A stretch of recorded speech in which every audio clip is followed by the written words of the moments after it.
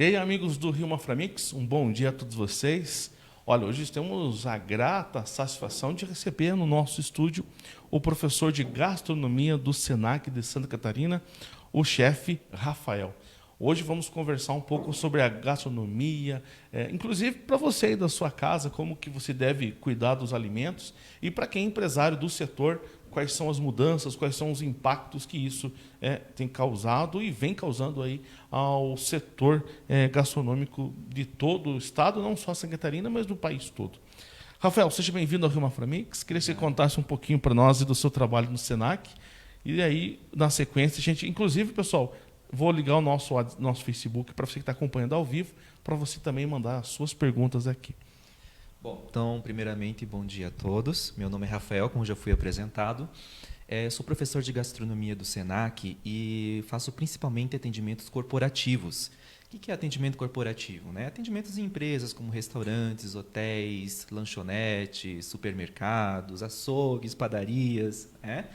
E então o meu foco principalmente é gerar renda para esses restaurantes e também melhorar processos, a fim de que a gente consiga melhorar a lucratividade do restaurante e assim que a gente também consiga trabalhar com alimento de forma segura, sem que haja riscos de contaminação.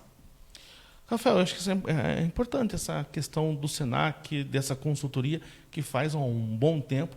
Essa diferença que faz da pessoa que começa o seu próprio negócio sozinho e daquela que começa com o olhar de alguém técnico, alguém capacitado. Sim. É muito importante que, na verdade, é uma realidade de mercado, quando a gente encontra mão de obra que precisa de qualificação. Um exemplo disso é o controle de estoque. A gente encontra muita gente com pouca qualificação e o restaurante acaba perdendo muitas vezes matéria-prima, acaba perdendo produtividade na cozinha por causa da falta de qualificação desses profissionais. Então, a gente vem justamente qualificar esses profissionais dentro do ambiente de trabalho para que a gente consiga atingir resultados melhores. Tá certo. Quero deixar aqui uma brincadeira para a galera que está nos acompanhando. Se você ficar até o final dessa live, o chefe Rafael vai nos ensinar o segredo de uma picanha assada. Ok. Rafael, deixa eu mandar um abraço aqui para a galera que está nos acompanhando. Olha só, nós estamos com o Wesley Gabriel de Lima, o Luiz César Machado está conosco. Um bom dia, César, lá de Balneário Camboriú. A Patrícia Fernanda Padilha está conosco. O empresário Valdir Luiz Della Justina também está conosco. A nossa amiga Michele Pereira. Michele, um abraço para você. A Gesley Dias. E acabou de dar um bom dia para nós aqui a Rosa Pereira. Bom dia para vocês que estão nos acompanhando. Então fica até o final, que vai ter uma dica para fazer aquela picanha de domingo no churrasco. Combinado? Combinado. Me diga uma coisa. Quais cuidados que o empresário, agora aquele que tem o dono do seu restaurante, que tem a sua barraquinha, enfim, ele vende, ele trabalha, quais são os cuidados no manuseio desse alimento? Não somente agora com essa situação do Covid, mas para que a gente garanta a segurança do alimento, para evitar contaminações por bactérias, por vírus, como é o caso que a gente está vivendo agora, é principalmente a higienização das nossas mãos. Nós não temos o hábito de fazer a limpeza adequada das nossas mãos. Por exemplo, quando a gente vai fazer a limpeza das mãos, geralmente a gente só vai fazer isso daqui debaixo da torneira, passa um sabãozinho, e o sabonete não dá tempo de fazer a ação de matar esse micro-organismo. Então, é sempre importante a gente umedecer bem as mãos, ensaboar bem as mãos, o dorso aqui, para que depois a gente enxague e daí sempre passar o álcool gel. Não adianta só passar um detergente, um sabonete, que ele não tem a função de asepsia, ou seja, de matar esses micro-organismos, exceto aqueles já antissépticos. Então, primeiramente, higienizar muito bem as mãos e também evitar o contato entre as pessoas, no trato respiratório, naquela questão de tossir, de respirar muito perto da pessoa, porque isso também pode levar muitas contaminações e acabar contaminando outras pessoas e também o alimento. É sabido que o Covid não é transmitido através do alimento, mas através das embalagens e dos objetos que a gente toca. Rafael, recentemente não, circula aí nas redes sociais, uma empresa de um grande supermercado que está fazendo ali, acho que uns docinhos, ela fica soprando nas embalagens. Você deve ter assistido, é um Sim. vídeo famosíssimo, né? Porque ela vem impactada ali, né? E aí a pessoa, para ficar mais fácil, dá aquela sopradinha. Essas coisas assim, às vezes fica o empresário lá, o chefe nem vê, o funcionário faz. E outros que a gente vê, às vezes até mesmo em casa, a gente não tem um cuidado com a mesma colher que você come lá, você coloca na panela de volta. Isso. Esses cuidados que você acha que eles vão se manter por mais tempo depois da pandemia? Olha, eu espero que sim. Infelizmente, aquela imagem, aquele vídeo vinculado foi um vídeo infeliz, né? Pegou um momento em que a funcionária estava fazendo provavelmente o seu habitual, né?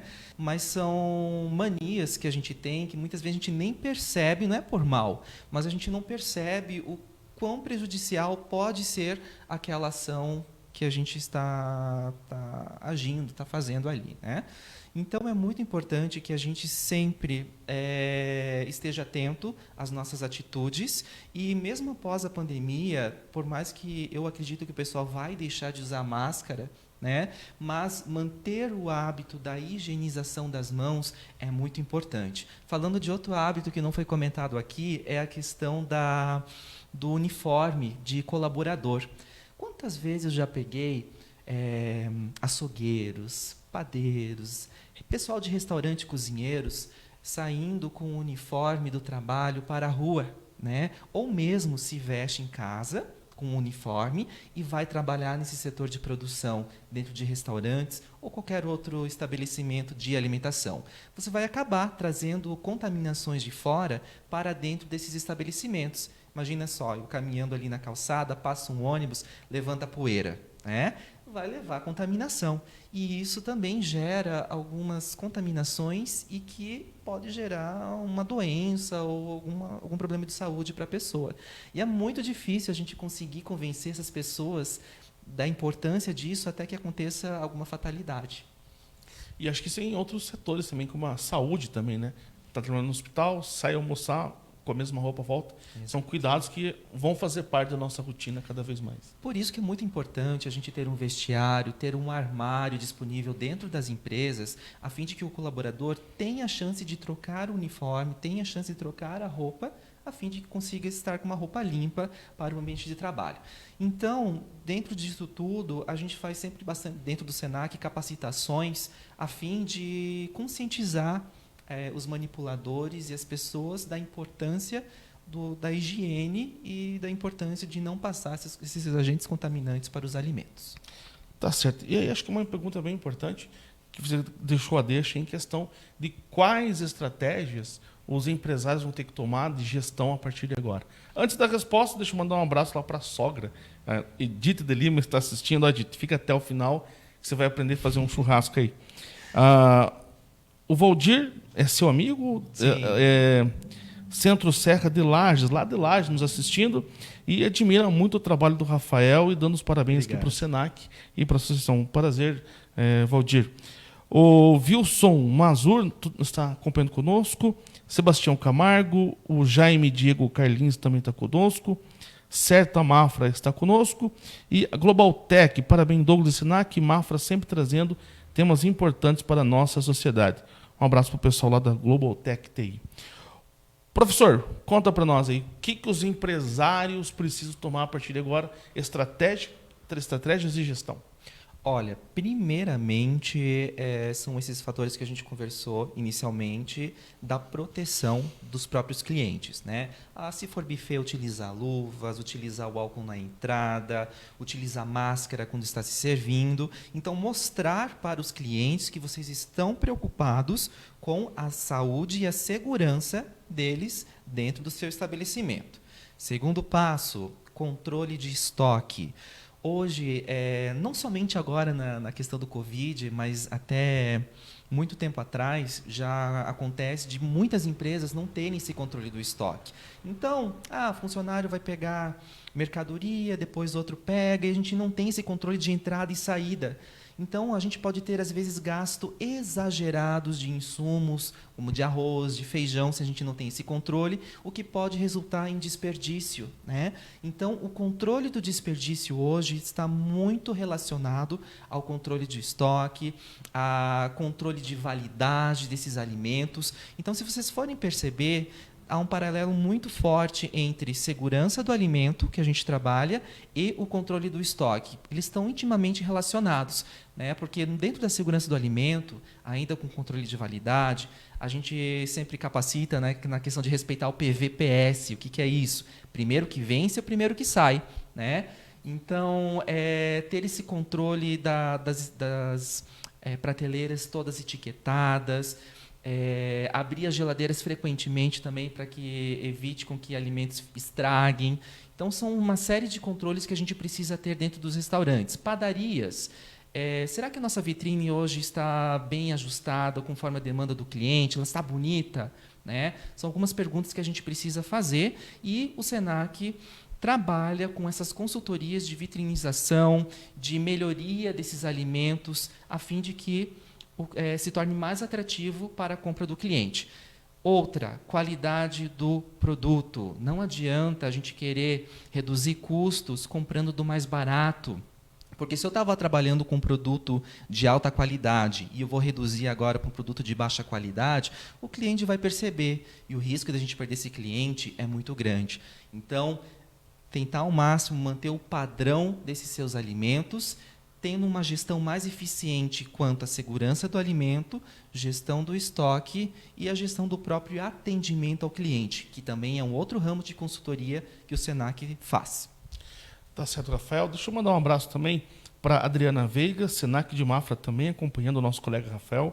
Um abraço aí o pessoal do Senac de Mafra. A Gisele, a professora Gisele da Uninter também está com a gente. Eu quero deixar aqui o canal aberto para vocês, gente. Quiser fazer uma pergunta ao professor Rafael, aproveita que tem uma consultoria ao vivo gratuita aqui para nós, tá bom? Professor, eu gosto de acompanhar alguns programas de TV e um deles é o Sócio, que ali ele traz várias... São empresas, em momentos difíceis, ele vai lá e compra parte dessa empresa para administrar. E uma que me chamou muita atenção e tem muito a ver com o nosso tema foi de uma lanchonete lá nos Estados Unidos, em que o prato que eles mais vendiam, né, eles não tinham o valor, o que custava para eles. Aí eles pegaram todos os ingredientes que iam aqui naquele prato, cortaram, as porções, pesaram, fizeram o preço daquilo ali, e o preço só dos alimentos era mais superior, caro do que eles cobravam. Então eles tinham um prejuízo gigante ali e eles não sabiam. Isso acontece muito também, né? Olha, eu diria que pela minha experiência, eu já passei, olha, sem brincadeira, por mais umas 600 empresas só de consultoria nesses últimos 10 anos. E 90% hoje das empresas não sabe quanto custa o seu produto, realmente. Tá? Isso é um dado muito preocupante. Vende um x-salada lá e não tem ideia de que aquele valor, aquele produto custa quanto, né? Exatamente. Então, a gente chama, para fazer esse custeio, de ficha técnica, que nada mais é do que a descrição dos ingredientes, a quantidade que vai, modo de preparo e dá também o custo. Né? Então, é muito importante a gente saber quanto que está custando e qual é a margem que a gente vai trabalhar sobre aquele alimento. Né? E hoje em dia, com o mercado cada vez mais concorrido, a gente precisa saber da melhor forma que a gente vai trabalhar, desde a elaboração do cardápio, o que a gente vai colocar de acordo com o que o cliente está disposto a pagar. Né? Então, para que a gente possa elaborar um cardápio adequado, a gente precisa fazer as fichas técnicas. E isso também a gente presta consultoria para poder formar uma base de preço aí para os restaurantes.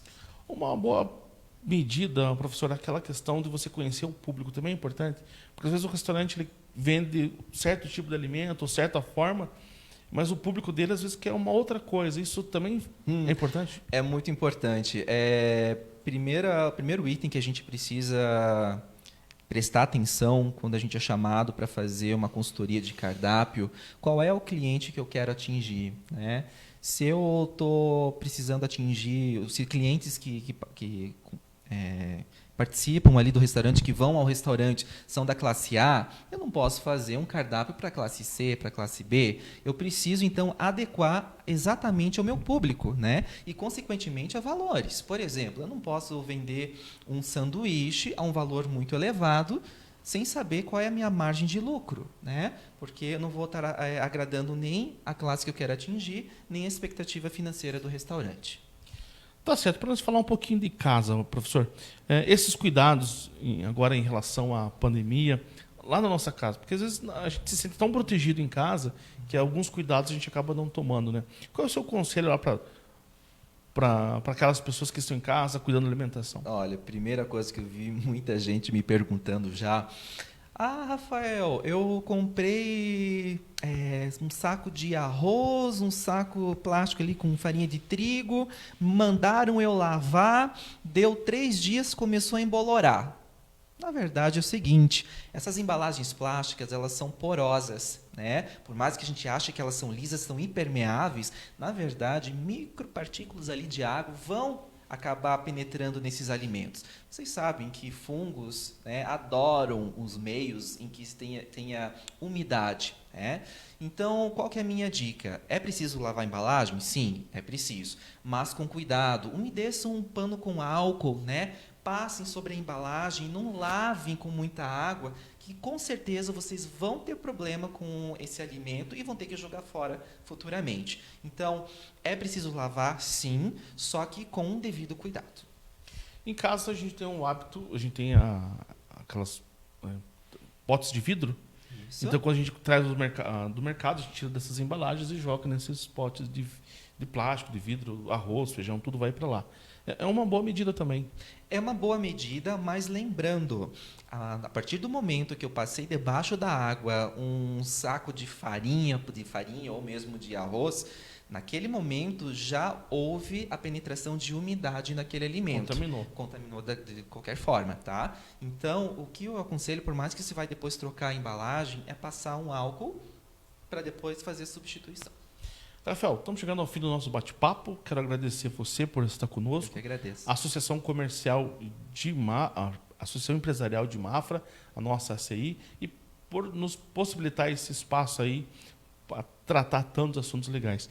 Queria deixar aí aberto para você passar o seu contato, como as pessoas podem entrar em contato com o seu trabalho de consultoria, com o Senac. As consultorias todas, eu preciso de consultoria de cardápio, a gente faz, atendimento a cliente, a gente faz, ficha técnica, a gente faz também, né? Então, todas essas consultorias devem ser tratadas via Senac. Lembrando que a gente trabalha em parceria com o Sebrae, né? O Sebrae também tem uma linha muito interessante que subsidia o valor da consultoria, então o valor fica muito atraente para o empresário.